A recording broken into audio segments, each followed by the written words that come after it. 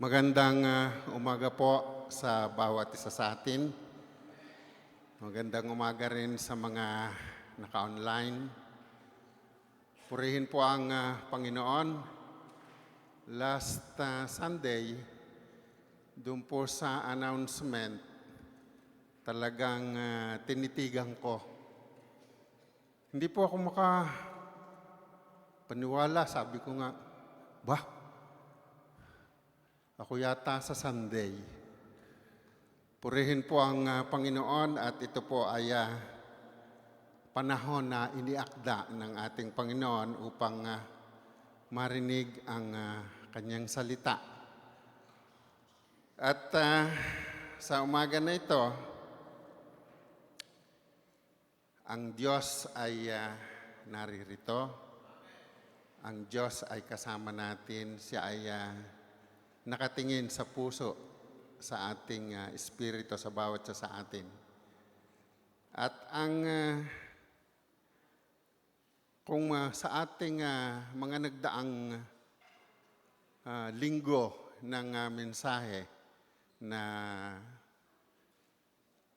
ng Panginoon na pinahatid sa atin sa pamamagitan ng ating pastor, si Pastor Danny, ito po ay halos, sabi ko nga, ay karugtong or maaaring conclusion.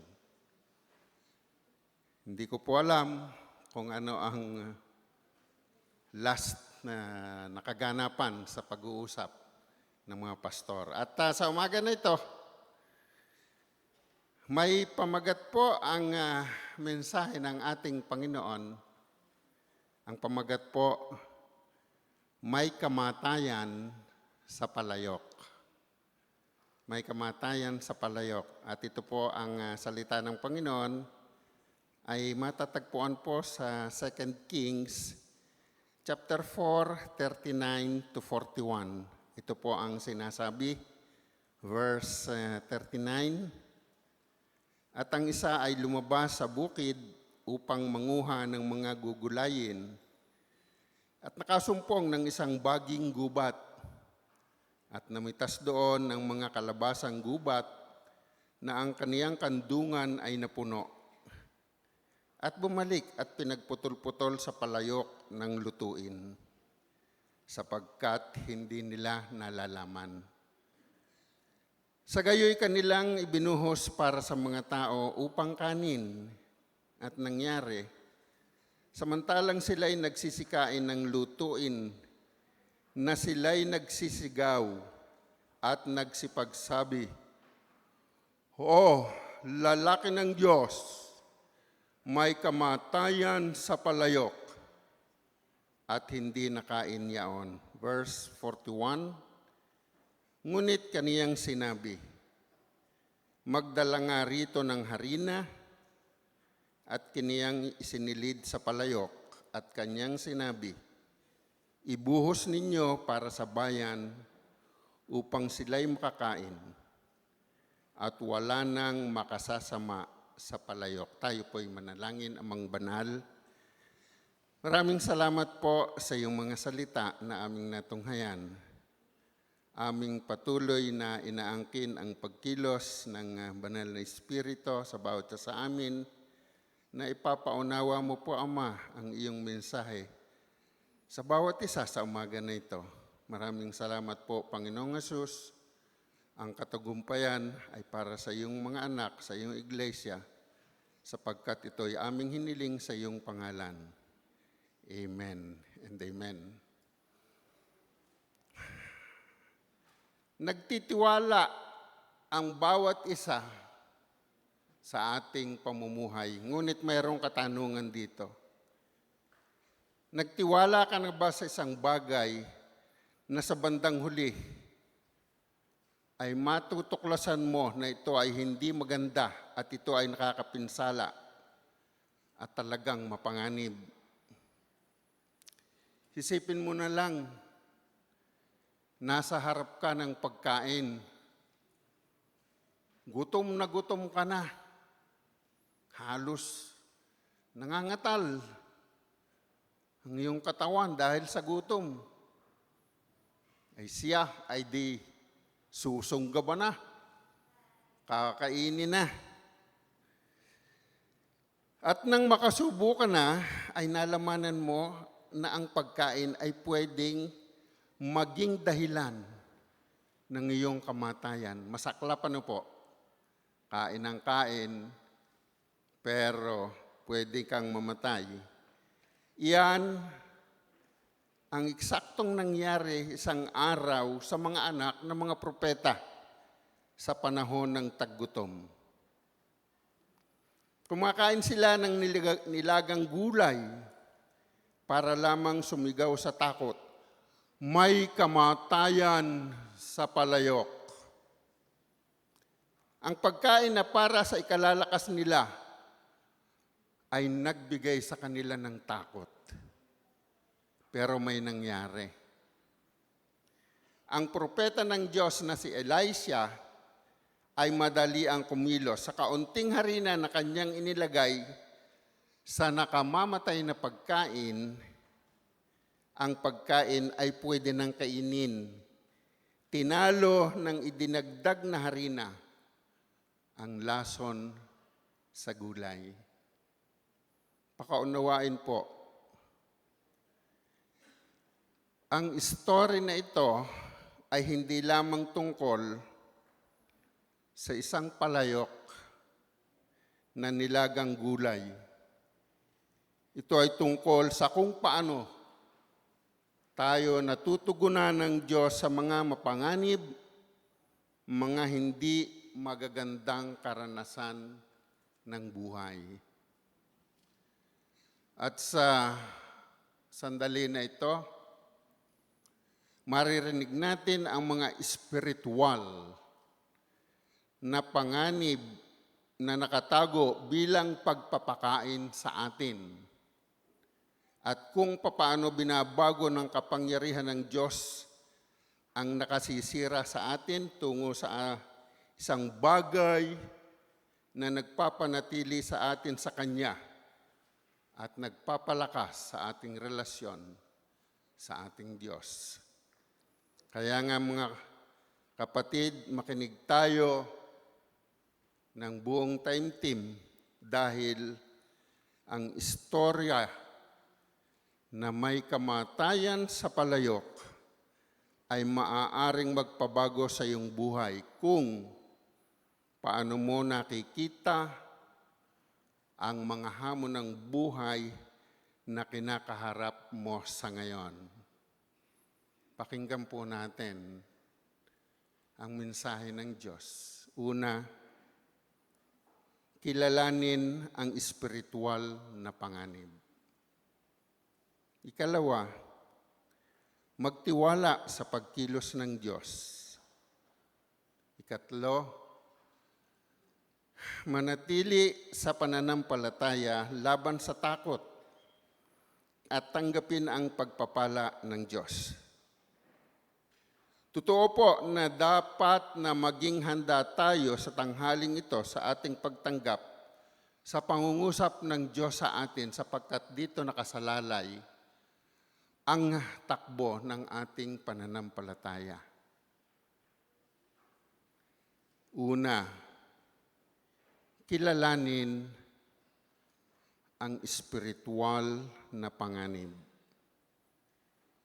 Ang sabi nga po sa 2 Kings chapter 4, 39 and 40, at ang isa ay lumabas sa bukid upang manguha ng mga gugulayin at nakasumpong ng isang baging gubat at namitas doon ng mga kalabasang gubat na ang kaniyang kandungan ay napuno at bumalik at pinagputol-putol sa palayok ng lutuin sapagkat hindi nila nalalaman. Naroon po nakita natin, maganda ang kanyang layunin. Manguha ng mga pagkain. Maghanda ng pagkain para sa kanila. At ang siya po ay nakarating sa gubat. Ang gubat po ay sumisimbolo sa mundo na ito. Verse 40, sa gayoy kanilang ibinuhos para sa mga tao upang kanin. At nangyari, Samantalang sila'y nagsisikain ng lutuin, na sila'y nagsisigaw at nagsipagsabi, "O lalaki ng Diyos, may kamatayan sa palayok," at hindi nila nakain yaon. Ang inihandang pagkain ay niihain sa mga tao, habang kumakain ay nakita nila ang lason. Sa ating pakikinig ng pangangaral ng salita ng Diyos, atin bang nakikita ang tunay na kahalagahan ng mensahe? Atin bang nauunawaan na baka ang itinuturo ay may kasama ng kakaiba? Ang mga talatang binasa ay nagbibigay ng makapangyarihang aral tungkol sa mga panganib ng hindi sinasadyang pagsasama ng mga nakakapinsalang impluensya tulad ng maling doktrina, mga makamundong tukso, at iba pa na kagaya nito na hindi naman talaga ayon sa kalooban ng Diyos. Ang mga ito ay iwasang maka-impluensya sa ating espiritual na buhay. Sa pamamagitan ng pagkilos ng Diyos mula sa kanyang mga salita para paglabanan, mapagtagumpayan, linisin at iwasan ang anumang lason sa mga sangkap nito. We need to know the truth from the Word of God. Kaya nga po, mahalaga ang pagbabasa, ang pag-aaral, ang paglilimi-limi, ano ba ang mensahe ng salita ng Diyos. At tayo, kagaya ng mga anak ng propeta, sa ating binasa ng mga talata, madalas na matatagpuan ang ating sarili sa mga panahon ng taggutom, kung saan kakaunti ang pagpapakain ng tunay na pagkaing espiritual. Kakaunti po ang nangangaral ng buong tapang tungkol sa ating Panginoong Hesus. Sa ating desperasyon, maaaring matukso tayong humanap ng kasiyahan sa mga ligaw na gulay ng mundo, tulad ng mga idea, kaisipan ng tao, filosofiya, mga kasabihan o gawi na mukhang kaakit-akit at nakatutulong sa panlabas, ngunit ito pala ay isang nakalalason sa ating espiritual na buhay. Marami po tayong nababasa, naririnig, lalo na sa YouTube, how to become good. Tayo po ay basahin po natin ang salita ng Diyos. Kapag natikman natin ang bunga ng mga makamundong gawaing ito, sa lalong madaling panahon ay matatanto natin may kamatayan sa palayok. Purihin ng Panginoon, He gave us knowledge from His words. Binigyan niya tayo ng karunungan, ng kaalaman mula sa kanyang mga salita. Kompleto po ang iniwan ng ating Panginoon.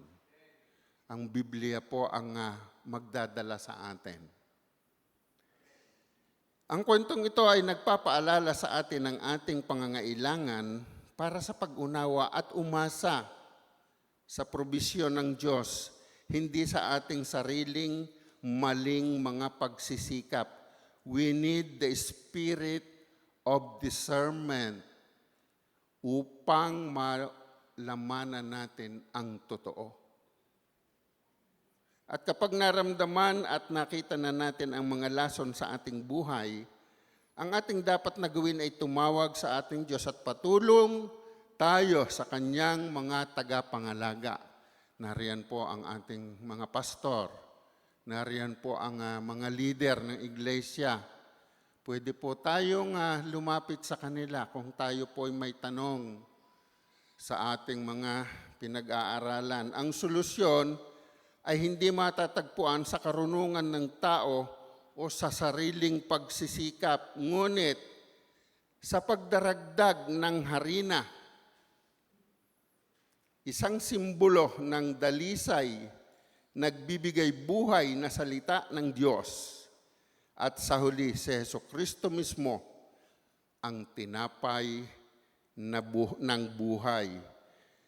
The preacher need to stick from the source. Ang bawat isa sa atin na nagtuturo ng salita ng Diyos ay laging nakatuon lamang sa pinagmumulan. At ang pinagmumulan ng salita ng Diyos ay ang Biblia. Huwag po tayong lalabas sa Biblia. Naalala ko po nung kami nag-aaral pa, ang sabi po nung nagtuturo, never na gamitin mo ang karunungan mula sa sanglibutan. Ang karunungan ay may limitasyon, ngunit ang karunungang mula sa salita ng Diyos, walang katapusan. Hindi ka magkakamali sa pagtuturo mo sa isang iglesia.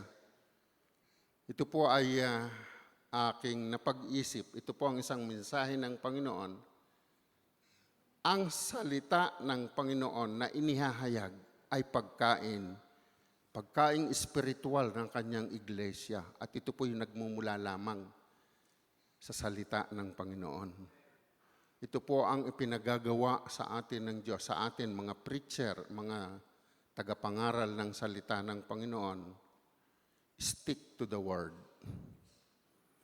Ang kanyang presensya at katotohanan ay mahimalang makahahadlang sa nakamamatay na epekto ng kasalanan ng mga maling turo na ginagawang mabuti at ligtas ang lahat ng bagay. Kaya nga po, atin pong laging unawain, meron pong kapangyarihan sa salita ng Diyos. At ito po'y ating nasain, atin pong laging basahin. Tayo ay mga tinawag, purihin ang Panginoon. Tayo ay mga pinili at mga naging anak ng Diyos upang patuloy na makakain ng kanyang salita at magtiwala sa kanyang kapangyarihan na dalisayin ang ating mga puso at buhay na binabago ang lason ng kamatayan patungo sa masaganang buhay sa pamamagitan ng ating pananampalataya sa ating Panginoong Hesus. Napakaganda po ng pag-aaral kanina dyan sa baba. Ako po yung naka-attend. At nabanggit nga po doon yung tungkol sa puso. Puso, ito po ay yung ating espiritu. At kaya nga po, mahalaga na ang ating puso ay laging naka-online, naka-tune in sa salita ng Panginoon. Sa ating mga pagtuturo o sa ating pagbibigay ng mensahe, tayo po ay may pananagutan. Kami po ay may pananagutan. It's not a joke. It is, mahalaga po ito. Just give what you want.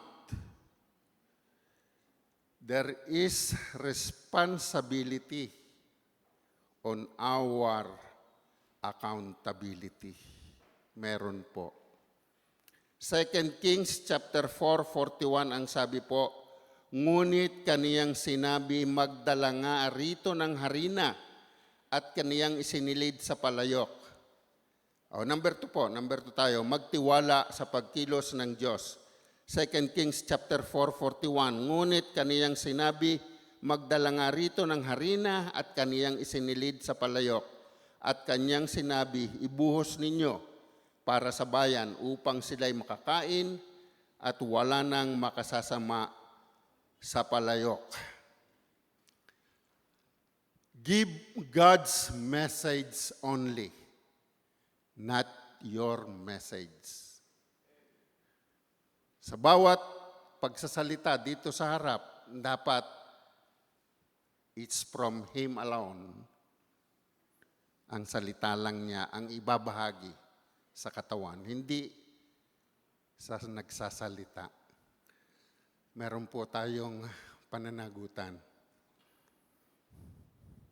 Ang talata ay tumutukoy sa pagpapakita ng pagkilos ng Diyos sa pangangailangan ng tao mula sa isang nakalalason tungo sa kapahayagan ng pagtugon ng Diyos sa kanilang pangangailangan, at dito ay pinakita rin ang kahalagahan ng pananampalataya sa pagharap sa isang crisis. Isinasalaysay ng talata ang propeta na si Elisha na gumamit ng harina upang i-neutralize ang isang nakalalasong nilagang gulay. Nakita rin dito ang kapangyarihan ng Diyos kung papaanong kanyang binago yung nakalalason na ginawa niyang nakabubusog para sa pangailangan ng tao. Ang isang maliit na gawa ng pananampalataya ay maaaring magkaroon ng isang makapangyarihang pagbabago sa ating buhay. Kaya nga po ang salita ng Diyos na ating naririnig ang pinagmumulan ng ating pananampalataya. Ang sabi po sa mga gawa, chapter 17, verse 11c, ang sabi po dito, alamin po natin ang Biblia gaya po ng mga Bereans.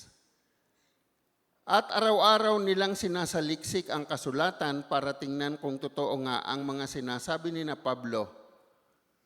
Makinig po tayo sa salita at pag-aralan.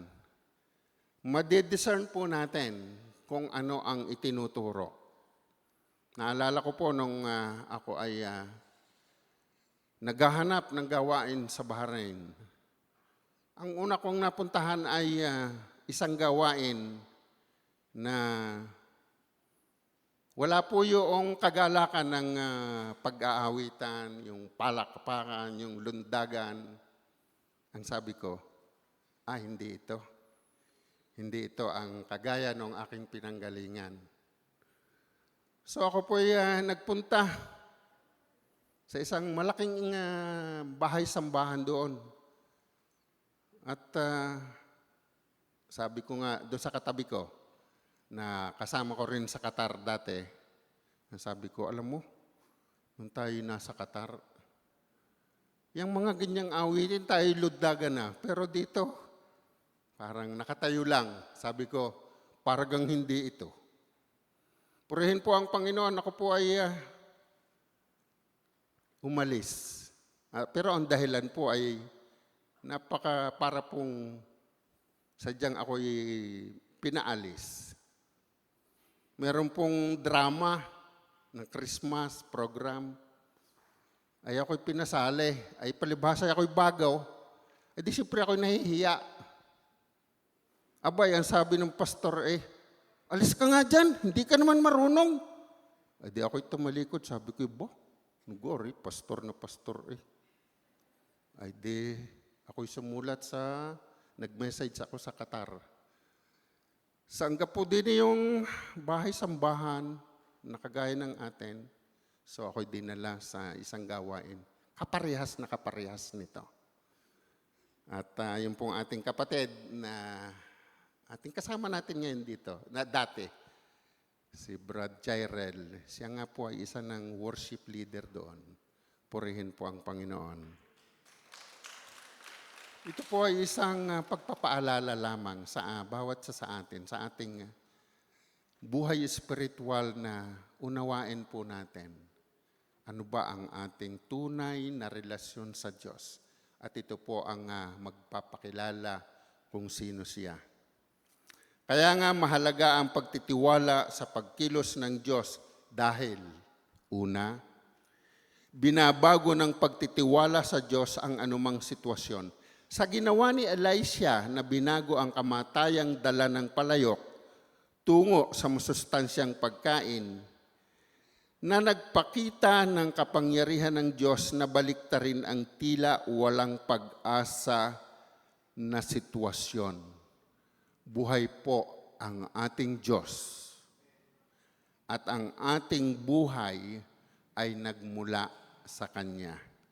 Ikalawa, nahahayag ang kapangyarihan ng Diyos sa taong sumasampalataya. Unawain po natin.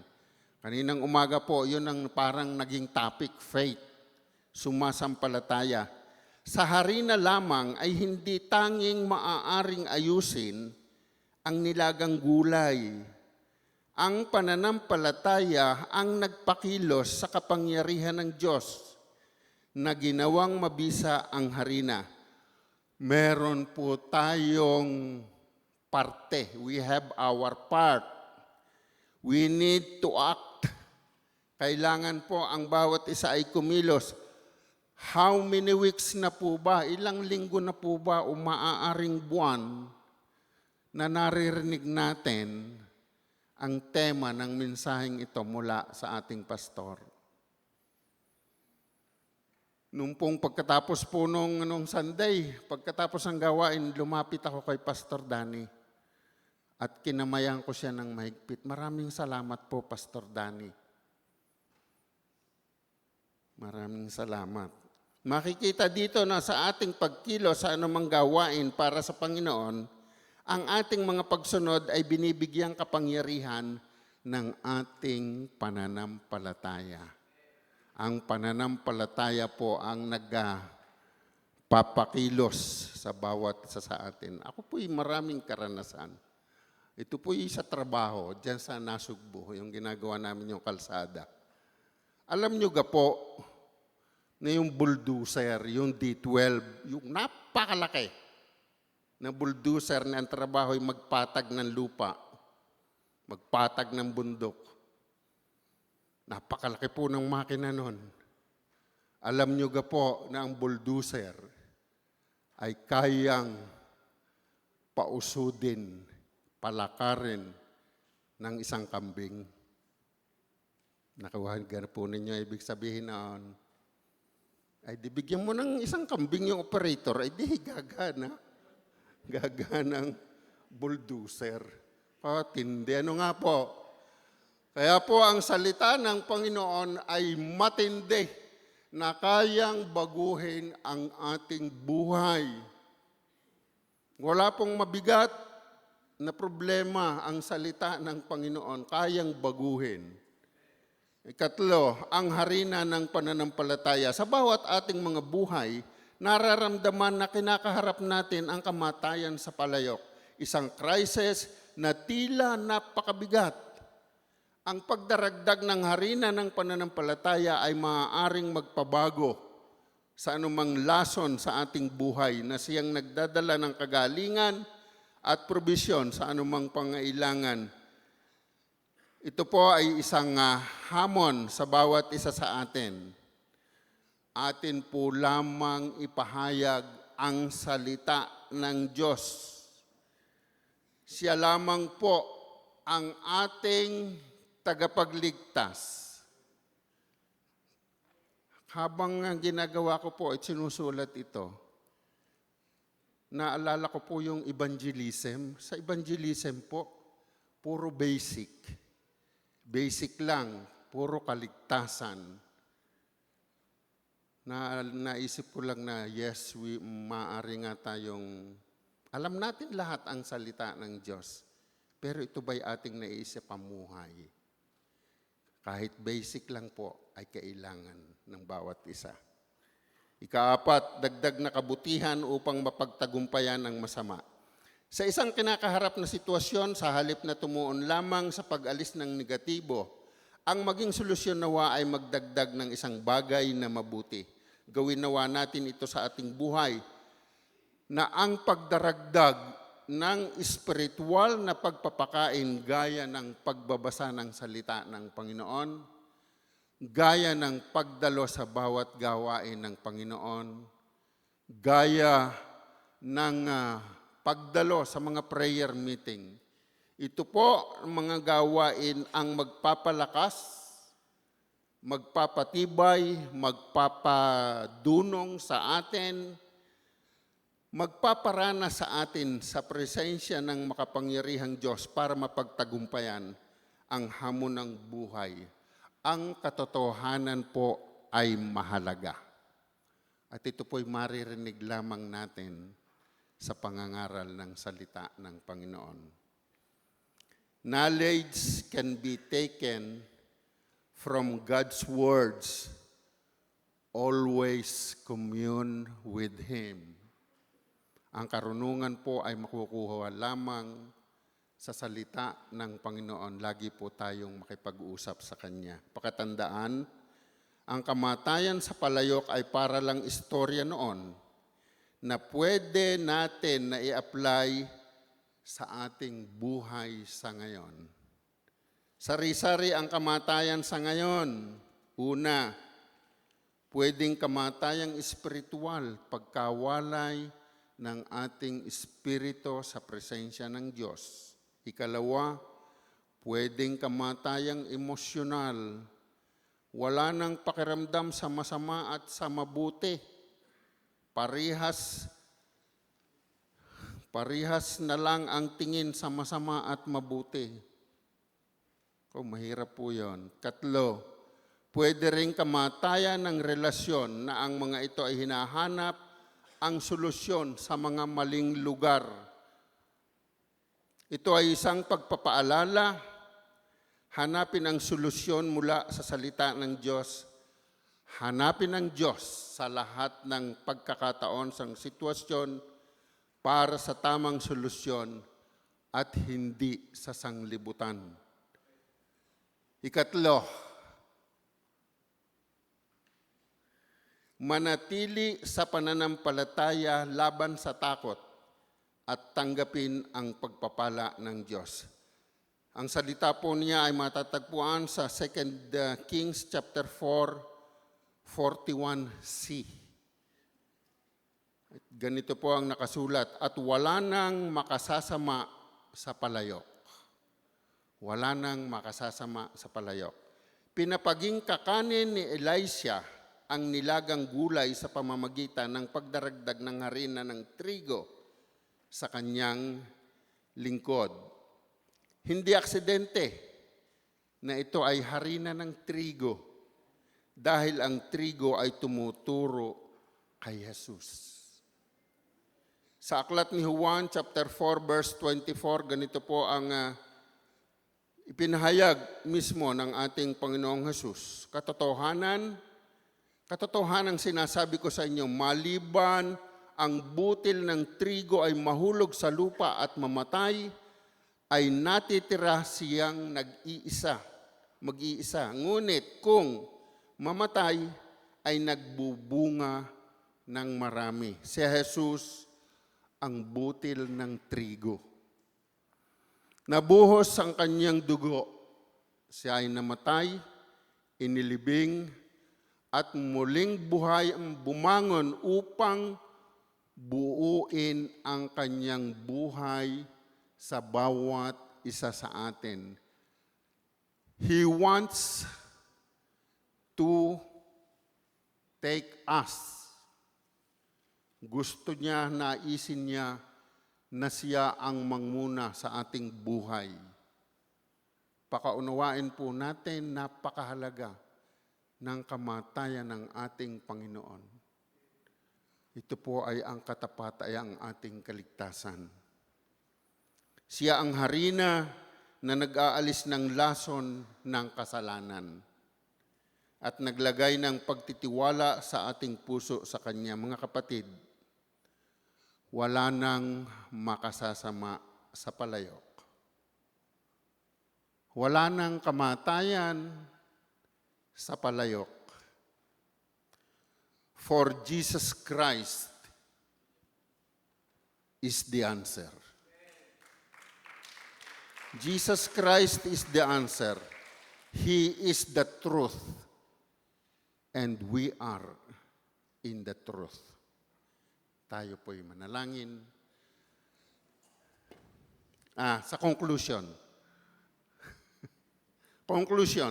Dapat tayong maging maingat sa kung ano ang idinaragdag natin sa salita at plano ng Diyos. Sa ating pagtuturo, ano ba yung ating itinuturo? Dahil kahit na ang mga karagdagan na may mabuting layunin ay maaaring magdala ng espiritual na lason o kamatayan sa kanyang gawain, lalo na sa isang iglesia. Ang mensahe ngayong tanghali na ito ay nagturo sa atin na habang ang Diyos ay maaaring magbigay ng pagkain sa panahon ng taggutom sa pamamagitan ng kanyang tunay na mga lingkod, ang espiritual na kontaminasyon ay maaaring mangyari kapag pinaghalo natin ang makamundong sangkap ng tao sa probisyon ng Diyos na nagbibigay diin ng man sa bawat isa sa atin sa pangangailangan ng pag-unawa at pagtutok sa salita ng Diyos. Kaya nga po, napakahalaga po na alam natin ang salita ng Panginoon. Baka tayo po ay nakikinig, ay hindi natin alam, ay pinaniniwalaan na lang natin. Kaya nga po sa mga preacher, meron po yung responsibilidad, may accountability po na kailangan ay totoo ang ipinahahayag sapagkat tayo po ay may pananagutan sa ating Panginoon. Ang pag-unawa or discernment ay mahalaga. Dapat tayong mag-ingat na huwag mapasok ng mga mapinsalang impluensya na tinatawag ng ilang mga mensahe at sermon na mga kasalanang sumasalakay sa mga gawain ng Diyos. Mga kasalanang sumasalakay sa gawain ng Diyos. Dapat nating maunawan ano ba ang mga yon. Pakatandaan na ang espiritual na pagkain mula sa salita ng Diyos ay nagbibigay ng tunay at pangmatagalang buhay. Pakaisipin pa rin, ito ay isang babala sa pagbibigay ng mensahe. Ang paghahalo ng makamundong sangkap sa mensahe ay maaaring humantong sa espiritual na kamatayan sa palayok. Always prepare God's message from the Word of God, from the Bible.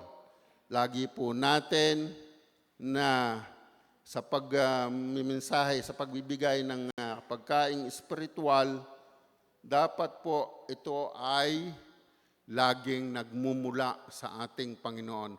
Hindi po tayo nagpre-preach dito ng walang verse o pinagmulang salita. Lagi pong may pinagmumulan.